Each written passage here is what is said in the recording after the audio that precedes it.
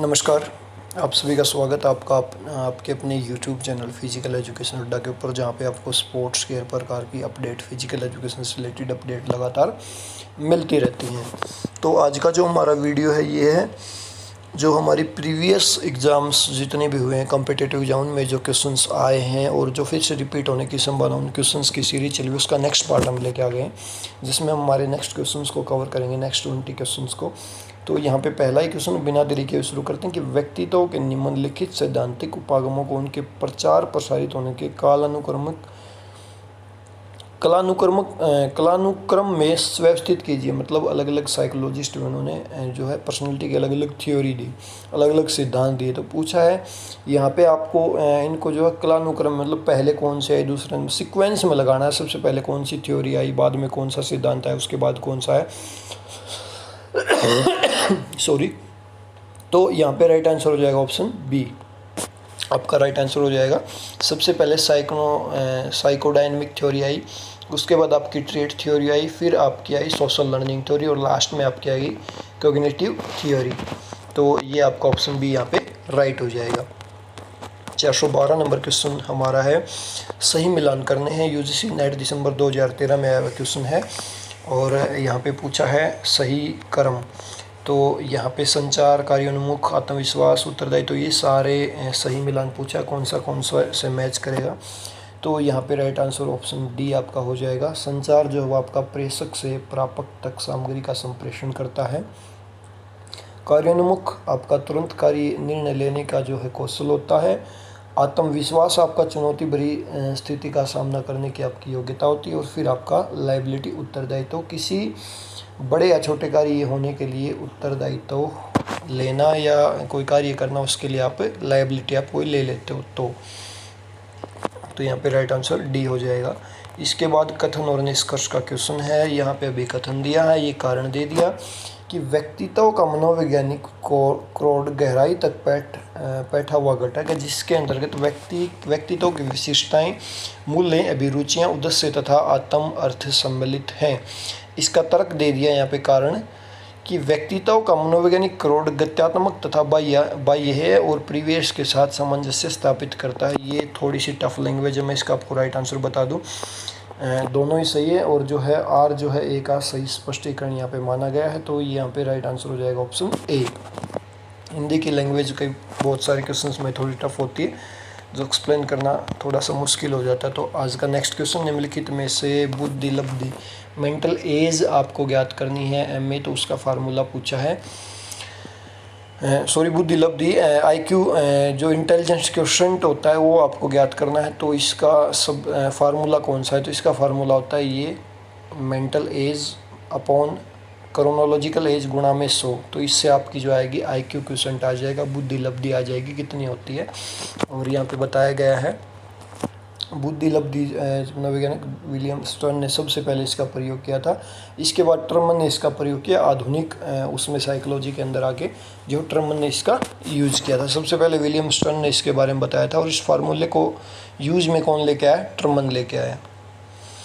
और ये बता रखा, आप इसको देख सकते हो, मानसिक आयु मेंटल एज, वास्तविक आयु क्रोनोलॉजिकल जो एज होती है, कालानुक्रमिक आयु जिसको बोलते हो आप, और ये आपकी गुणा में 100 यहाँ पे हो जाएगा। इसके बाद है 5 वर्ष से कम आयु के बच्चों के शारीरिक लक्षणों में शामिल है। तो 5 वर्ष से कम आयु के जो बच्चे होते हैं उनके फिजिकल जो लक्षण होते हैं वो क्या क्या होते हैं। सबसे पहला ऑप्शन दिया, बच्चे को बार बार विश्राम समय की आवश्यकता होती है। आँख हाथ का समन्वय पूरी तरह विकसित रहता है। लिंग भेद के चिन्ह उभर नहीं पाते। हाथ और उंगलियों की मांसपेशियाँ पूर्णतः विकसित रहती हैं। तो यहाँ पे राइट आंसर हो जाएगा केवल 1, 3 और 4। और यहाँ पे राइट आंसर 2 जो है यहाँ पे गलत है, बाकी सारे ठीक है कि आँख और हाथ का समन्वय पूरी तरह से विकसित हो जाता है, लेकिन ऐसा होता नहीं, पूरी तरह से विकसित नहीं हुआ होता है। बच्चा बार बार विश्राम करेगा, बिल्कुल। लिंग भेद के चिन्ह उभर नहीं रहते, बिल्कुल नहीं उभरते। आप नहीं बता सकती इस एज में कि लड़का या लड़की। और हाथ और उंगलियों का विकास जो है पूर्णतः हो जाता है। इसके बाद है नेक्स्ट क्वेश्चन, समय के साथ साथ शारीरिक शिक्षा का केंद्र बिंदु बदल गया है। नीचे दिए गए कूट का प्रयोग करते हुए सही क्रम में व्यवस्थित कीजिए। तो समय के साथ शारीरिक शिक्षा का जो केंद्र बिंदु बदल गया है, तो आपको कूट बताना है। तो यहाँ पे राइट आंसर हो जाएगा ऑप्शन बी। सबसे पहले आपका आएगा सक्षमता उन्मुखी, फिर आपका आएगा कौशल उन्मुखी, फिर आपका आएगा स्वास्थ्य उन्मुखी और फिर शैक्षिक एवं अन्वेषण उन्मुखी। तो ये आपका क्रम सही हो जाएगा। इसके बाद है फिर से सूची 1 का सूची 2 से आपको मिलान करना है, इनका सही मिलान करना है। तो डायरेक्टली महान स्वर में दिखा देता हूँ क्योंकि इसके ऑप्शंस नीचे हैं। किसने कौन सा सिद्धांत दिया? व्यक्तित्व का आत्म सिद्धि का सिद्धांत जो मैस्लो के द्वारा दिया गया। इसके बाद व्यक्तित्व का आत्मबोध सिद्धांत कार्ल रोजर्स के द्वारा दिया गया। फिर है व्यक्तित्व का आत्म रचना का सिद्धांत जॉर्ज कैली के द्वारा दिया गया। और लास्ट है व्यक्तित्व की आत्म क्षमता का सिद्धांत अल्बर्ट बंडूरा के द्वारा जो है दिया गया। इसके बाद 418 नंबर क्वेश्चन हमारा जो है वो आज का सही मिलान करना है। फिर से मानसिक आयु क्या होती है, कालानुक्रमिक आयु क्या होती है, शरीर रचना आयु क्या होती है, शरीर वर्ती आयु क्या होती है। कई बार ये क्वेश्चन आ चुका है और फिर से रिपीट हो रहा है। तो यहाँ पे जो आंसर हो जाएगा ऑप्शन बी। कालानुक्रमिक आयु जिसको वर्ष और महीनों में आप काउंट कर सकते हो। शरीर रचना आयु जिसको अस्थि तंत्र की वृद्धि और विकास माना जाता है। शरीर वर्ती आयु यौन आरंभ से संबंधित हार्मोन का उत्सर्जन। मानसिक आयु मनोवैज्ञानिक परीक्षण आपका एक प्रकार से होता है। इसके बाद है प्ले थ्योरीज का यहाँ पे सही मिलान करना है। अतिरिक्त ऊर्जा का सिद्धांत किसने दिया है? कैथारेटिक थ्योरी किसने दी है? पुनरावर्तन का सिद्धांत किसने दिया? मनोवैज्ञानिक सिद्धांत किसने दिया? तो यहाँ पे राइट आंसर ऑप्शन ए है ऑप्शन के अकॉर्डिंग। लेकिन यहाँ पे देख लेते हैं अतिरिक्त ऊर्जा का सिद्धांत वेन स्किलर ने। कैथारेटिक थ्योरी अरिस्टोटल अरस्तु ने आपकी दी। पुनरावर्तन का सिद्धांत स्टेनले हॉल ने। और मनोविनोद का सिद्धांत आपका लॉर्ड कैम्प्स ने जो है दिया। इसके बाद जो नेक्स्ट क्वेश्चन है अभिकथन और तर्क की अच्छी अंग भंगिमा से व्यक्ति स्थिर आरामदायक तथा सुगमता से क्षमता के साथ प्रतिदिन के कार्यों को कर सकता है। अच्छी अंग भंगिमा से व्यक्ति स्थिर आरामदायक और सुगमता के साथ अक्षमता के साथ प्रतिदिन के कार्य कर सकता है। इसके बाद इसका तर्क दे दिया स्कूल जाने वाले विद्यार्थियों की में खराब अंग भंगिमा के कारण में अव्यवस्थित पोशाक, बैठने पढ़ने और लिखने की गलत आदतों और भारी स्कूल बैग ले जाना है। दोनों ही बात सही है। ये आपका हो गया पोस्चरल जो आसन बोलते हैं जिसको पोस्चर, वो बिल्कुल राइट। और ये खराब होने के कारण है। तो यहाँ पे आंसर देख लेते हैं लेकिन तर्क आर जो है गलत है। बात ये भी सही है। खराब कारण क्या है? अव्यवस्थित पोशाक, बैठने पढ़ने लिखने की गलत आदतें, ये बात सही है। लेकिन यहाँ पे गलत दे रखा है। मेरे को भी नहीं पता क्यों दे रखा है, क्योंकि ड्रेस को 1 मिनट के लिए ठीक मान लेते हैं, पोशाक ठीक होती है ओवरऑल। लेकिन बच्चे जो ना पोशाक भी अच्छी नहीं सिलवाते हैं, वो नैरो टाइप पैंट वगैरह सिलवाते हैं, वो भी परेशानी। बैठने पढ़ने और लिखने का ढंग बिल्कुल गलत होता है। ज़्यादातर बच्चों का भारी स्कूल बैग भी समस्या वहाँ पे पैदा करता है। लेकिन इन्होंने जो है सी माना है। तो ये मेरे को थोड़ा अटपटा लगा इसका आंसर। बाकी आप अपने हिसाब से इसको चूज कर सकते हैं। फिर से अभिकथन और तर्क दे दिया कि शारीरिक शिक्षा का उद्देश्य व्यक्ति के व्यक्तित्व का सर्वोत्तममुखी विकास करना है, बिल्कुल है। तर्क दे दिया मनुष्य को जीवन जीने, सोच विचार की विश्वस्त और बुद्धिमत्तापूर्ण पद्धति प्रदान करने की खोज करता है। तो यहाँ पे राइट आंसर इसका ऑप्शन ए दे दिया। दोनों ही सही हैं लेकिन व्याख्या नहीं है आर ए की। इसके बाद फिर से सही मिलान करना है आपको। संरचना आयु कौन सी होती है? शरीर क्रियात्मक आयु कौन सी है? कालानुक्रमिक आयु कौन सी है? मानसिक आयु कौन सी है? तो आपका ऑप्शन बी यहाँ पे ठीक हो जाएगा। ये क्वेश्चन अभी कुछ देर पहले आया था, फिर से रिपीट हो रहा है आपका। नेक्स्ट है फ्राइड के अनुसार सूची 1 को सूची 2 के साथ सही सम्मिलित करना है आपको। तो यहाँ पे राइट आंसर हो जाएगा आपका ऑप्शन सी। सूची जो है नार्सिज्म क्या होता है आपका? बालिका का माता पिता से लगाव। ये जो ना आपकी फ्राइड की थ्योरी को आप डीपली डिस्कशन स्टडी करोगे ना तो उसमें ये वर्ड आपके सामने आएंगे, किसका क्या मतलब हो वहाँ पे आप इसको देख सकते हो।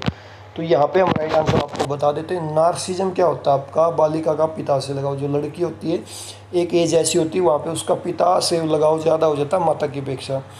फिर है आपका ऑटो इरोटिज्म। ऑटो इरोटिज्म क्या होता है आपका? अपने शरीर शरीर पर निर्धारण, अपने शरीर के प्रति जो है सोचना, लगाव। फिर है आपका इडिपसु, ये है आपका प्राकृतिक लिंग उत्तेजन। और इलेक्ट्रा क्या होता है आपका? वो होता है यहाँ पे सॉरी, पहला जो नार्सिज्म होता है आपका, यहाँ पे राइट आंसर हो जाएगा बालक का माता से लगाव। और ये जो आपका बचता है लास्ट में इलेक्ट्रा, ये होता है बालिका का पिता से लगाव। मैंने वो ऑप्शन गलत बता दिया आपको, शुरुआत में आपको ऑप्शन 1 का उत्तर बता दिया था, बालिका का पिता से लगाव। माफ़ी चाहूँगा गलत के लिए।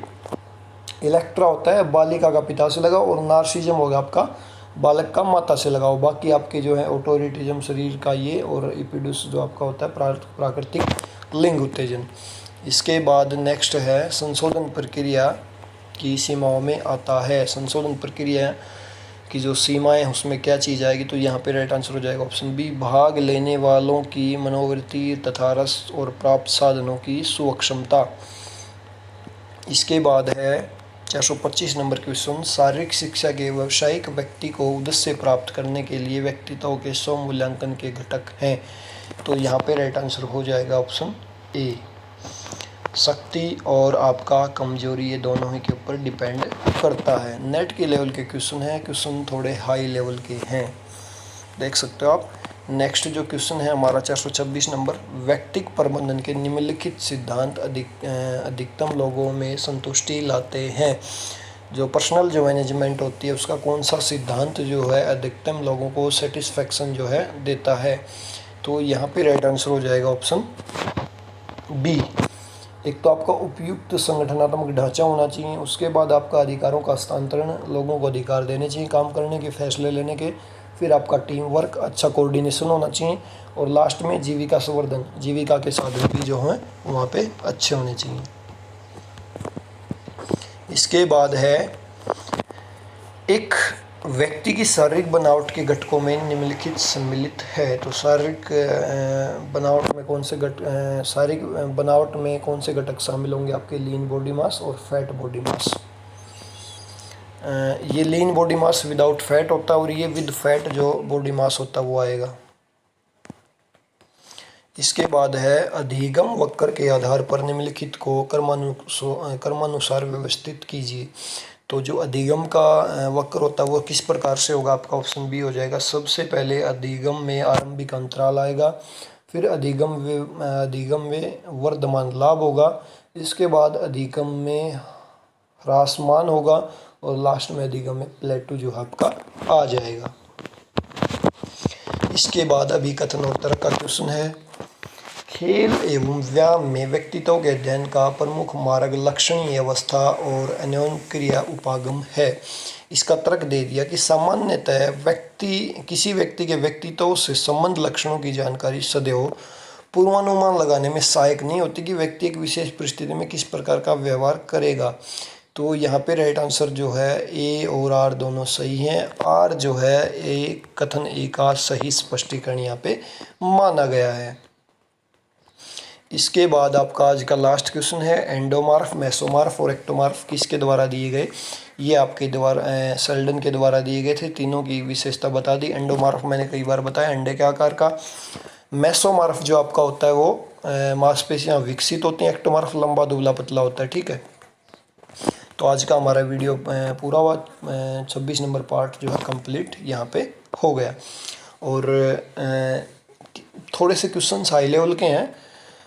मैं भी मानता हूँ कि क्वेश्चंस जो कथन और तर्क वाले क्वेश्चंस को आप छोड़ भी सकते हो अगर नेट एग्ज़ाम की तैयारी नहीं कर रहे हो। अगर नेट एग्ज़ाम की तैयारी कर रहे हो तो उन क्वेश्चंस को भी कवर कर सकते हो, क्योंकि उसमें जो है डिस्क्रिप्टिव मैटर दिया होता है, आपको डीपली समझना होता है। तो बहुत सारे हिंदी लैंग्वेज के क्वेश्चन हैं, मेरे को लैंग्वेज टफ लगती है, मेरे को डायरेक्टली आपको आंसर बताना पड़ता है।